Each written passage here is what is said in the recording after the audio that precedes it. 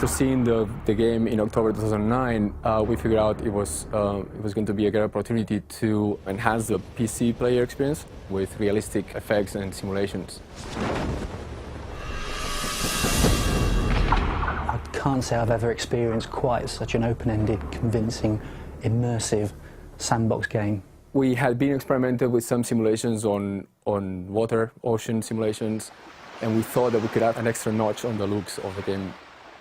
The water is composed of two components. One component gives the water a convincing large-scale swell that moves boats and causes the character to bob around when he's swimming in the water.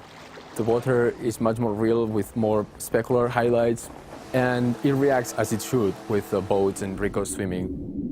We also added a wind-driven ripple effect that adds that last level of convincing detail that makes it look really special. Also, we saw that the game uses depth of field effects quite a bit, so we thought we could add some nicer looks to it to make it more film-like. What we've worked on mainly is bokeh filters. Bokeh is the name for blur in Japanese. When there is a very blurred background, you see the light sources. Usually you see like a very defined shape, which is usually circular or pentagonal, depending on what is the iris, the aperture of the camera. So we mimic that effect. We're all familiar with the sharp shadows you get if you put a small light in a room and stand in front of it. You'll get sharp shadows cast by that light. If you put a big light in a room, so we're talking a light the size of a wall, you'll notice you'll start to get softening in those shadows. And if you take that even further and think of light coming from all around, what you get is really soft little blobby shadows under everything.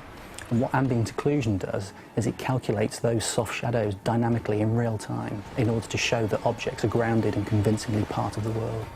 For each pixel in the image, we're tracing rays out to find out how occluded that pixel is. What we can do with the GPU is we can use the massively parallel power of the GPU that's able to trace many, many rays at the same time. The first thing you realise when you play Just Cause 2 is that this is already a really immersive game. So this is a great candidate for us being able to add a little bit extra with the 3DVision support.